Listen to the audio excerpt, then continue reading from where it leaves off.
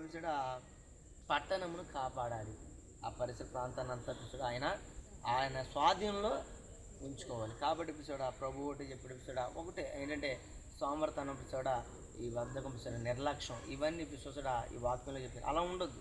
యెహోవా కట్టేస్తాడులే అనిపిస్తుంది మన మనలో. అందుకే అన్నాడు ఇల్లు మంచి మనం కష్టపడండి, మీరు కష్టపడండి అయ్యా. ఈరోజు నేనున్నానని ఈరోజు యెహోవా ఇల్లు కట్టించిన దాని ప్రయాసం వ్యర్థమే, బాగానే ఉంది. ఈరోజు యెహోవాకు అప్పచెప్పు, కానీ నీ వంతు నువ్వు కష్టపడాలి. ఈరోజు అందుకే ప్రభు ఏం చెప్పాడు అనిపిస్తాడా, ఈరోజు దేవునితో పని లేకుండా చాలామంది వెళ్తారు, కానీ చూసాడు మనం దేవునితో పని పెట్టుకొని చేస్తాం. కొట్టు చెప్పలాడిగా చాలామంది చూసారు దేవుడి పని, దేవునితో అవసరం లేదులే, దేవునితో పని అవసరం లేదు అనిపిస్తాడా. ఏదో పాట అస్సలు మామూలుగా అనిపిస్తాడు. ఆ పాట ఎలా ఉంటుంది అనిపిస్తాడు, అబ్బా పొద్దున్నే మధ్యాహ్నం అనిపిస్తాడా 24 hours దేవునితో పని ఉండాలి, దేవునితో పని పెట్టుకొని